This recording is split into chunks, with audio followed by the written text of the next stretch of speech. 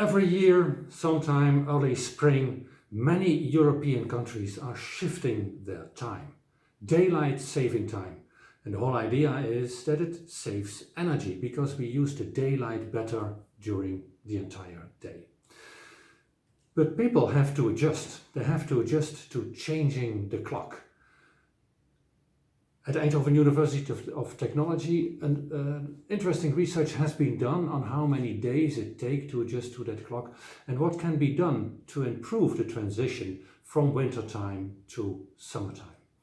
With me, Mengzu Su, Juk, welcome. You have done research in this topic, but you're also an experienced time shifter.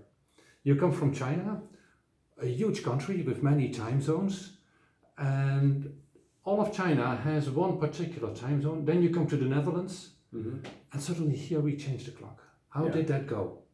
Yeah, firstly, thank you for having me here. And you're right, in China, even we have a very wide and huge country, but we have one unique time zone. Firstly, I never heard something about daylight saving time, summer time zone before. So it's a bit different kind of experience for me to have these transitions. Yeah, just happened 2 days ago. But this is not the first year that it happened to you. There was also a first year that you came to the Netherlands. Did you sleep over? Yeah. I set a alarm this morning to push me wake up at 7 o'clock. Yeah.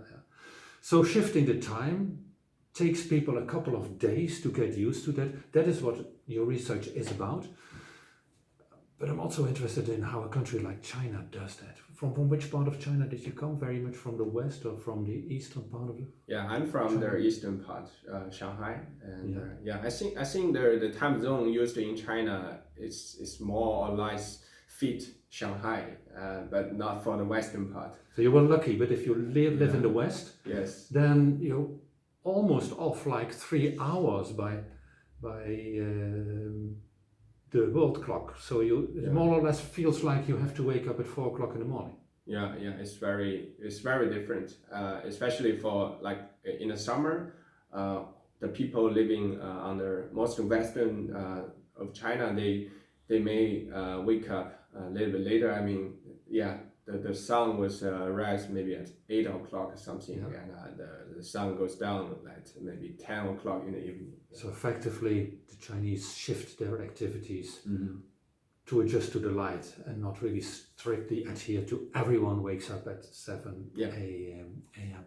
So maybe that's then interesting to see how the changes of the clock can be modeled, and we can also do experiments with people, but that takes a long time. You have to put people in a laboratory environment to do all the tests according to the protocols. But quite recently, mathematical models have become quite useful and have become used and have become also accepted in the community. And what we see there is basically a mathematical model where the biological clock oscillates according to some 24-hour pattern, and light shifts how we adjust in that pattern. Can you explain a bit more about that? Normally, as you can see, it's an oscillator of a day, and people may experience different circadian phase of the day with the input of the light, which means the light is the most important to control your circadian rhythm, the biological clock. So here we do have a large mathematical model with differential equations, many equations that fit together, and where light goes in, and then we see that the clock oscillates, but light changes the position, and I see there around 11 or around 10 o'clock in the morning, let's say early morning, when people are in that phase of the day, then light advances the clock. Yeah. What is quite notorious is light in the late evening hours, let's say around 9 p.m. or so, delays the clock. Yes. And that is the reason why there is this advice not to stay on your smartphone during the late evening hours. Now, all this can be used, of course, to check what happens if people are exposed to a shift, to a jet lag, or to a daylight saving time change. That's what you did. Yeah. We basically applied those mathematical differential equations to simulate the biological clock of the people, and from that mathematical way we can actually know how this 1 hour light shift may affect your biological clock. Yeah, and how we can play with these arrows to put the time and the biological clock exactly in the position where we want it. Yeah. You did this work together with Lux Slangen and Gerard Papatsimpa at Eindhoven University of Technology, and the outcome in a paper to be published is quite interesting. Here we have what you call violin plots. But what are violin plots? Actually, those 2 plots shows how many days people need to get used to this 1 hour time zone shifting. And that's on the vertical axis. So the higher up, the longer it takes. Yes, the higher the longer it takes. And on the other side, if you can see, we simulated the 2 different scenarios. One is for the spring time transitions, if you have a work, and if you do not have a work, the days you need to get used to these transitions are different. Yeah. So what is here on the vertical axis is the number of days it takes to entrain to this clock. The thicker the violin, the more people have that as the number of days. Yeah, more people, yeah. So typically it takes 10 days for people to adjust. Yeah, for the spring transitions, yes. If you don't do something special. Mm-hmm. But now you say, take a walk. Mm-hmm. A walk, not in the evening hours. In the morning, yeah. In the morning, that's important. Yes, 30 minutes work in the morning, yes. So it's not just a matter of go outside, but go outside in the morning. Yeah, you should go outside in the morning, so that as we said before, the phase will be a little bit advanced, to adjust to this one extra. And on the contrary, if you do a walk in the evening hours, you delay the clock. Yeah, that's not good in spring. Yeah, sure. Yeah, in principle, from this mathematical simulation, you should not actually work in the evening during the spring transitions. Yeah. But during the autumn transition, you should not walk in the morning. Yeah, that's opposite way. Yeah. So a walk in the morning in spring, a walk in the evening hours in autumn are good ways to adjust your time in the right way. And you really see a huge change in the number of days that it takes. It goes much faster. Yeah.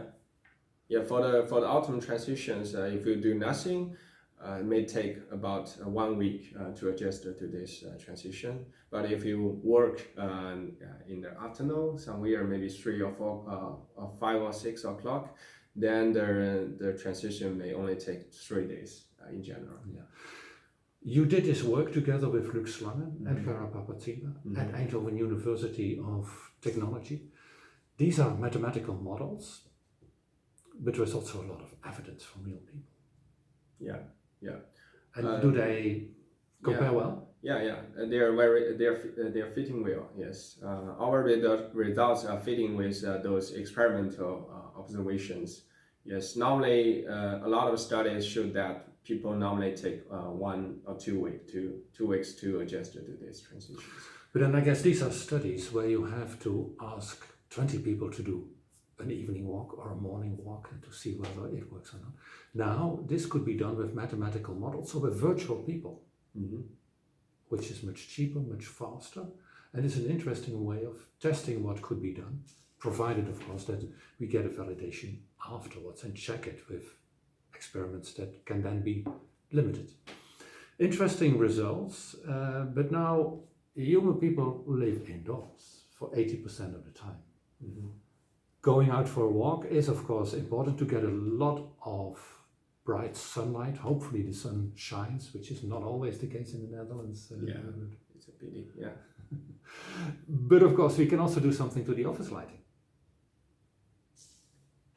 Like in a setting here. This research work was part of the LoLiPoP project, and LoLiPoP stands for Long Life Power. So battery power in IoT devices, Internet of Things devices. And the idea is that these devices last for a long time when they are powered by batteries. So they do sensing, they monitor people in such an environment. And one of the use cases there is a healthy building. So can we use sensor data? Can we use these insights in healthy buildings? So the question to you is there a connection with this work on circadian rhythm and what we do in office settings? Yeah, sure. I think first of all, the idea of the daylight saving time is quite fit our project. I mean, LoLiPoP here. We both wanted to save the energy, save the electricities.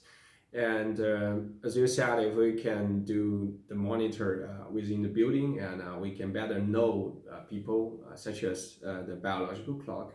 And if we know people's biological clock, then we can use the light therapy or light intervention to help people better adjust to, synchronize their biological clock to the real time zone. Yes. And what do we need to know from all these people? Do we need to monitor everyone individually, know exactly what kind of light exposure they had during the past days? Not exactly. I mean, we can do in a population level. If we know the most of the people they are experiencing some, especially in the same area, they receiving similar light intensities during the day. So we can have a better understanding of the population level biological clock progress. Yes. Yeah. So I can imagine that it works best if we monitor every individual and we know exactly the light exposure, we know what he or she has been doing in the past weeks, in the past days, and then adjust the clock and the office lighting optimally. But if we don't know all that, or if there are privacy concerns with that, then one of the solutions is indeed to average over all people with all their exposures that they could have during the past period, and then make light settings that are very suitable based for that. And that is then indeed an interesting application of research being done at Eindhoven University of Technology too. Now that you are in the Netherlands and that you know everything about circadian rhythm and daylight saving, do you like it? Personally, I don't really like it because it's a bit tough for me to get used to these transitions because our young generations, we always sleep very late, and this is may cause our biological clock be destroyed, and it's a little bit hard to adjust. Yeah. On the other hand, when I grew up, there was a time that even in the Netherlands there was no daylight saving time, and then it was dark already early in the evening hours, which is also pretty common in California, for instance, or in China, which are much more to the south, closer to the equator. But I like the long evenings, and what we have in summertime when we shift the clock such that it stays light for a very long time. The verdict is not out. The debates are there for time being. We have daylight saving times in Europe, but anyhow, with light and light in offices, we can do a lot. And that's an interesting result that is currently under review. Work from Eindhoven University of Technology. Mengzu Xu, Karapapatsimpa, Luc Slangen are also co-authors on that work.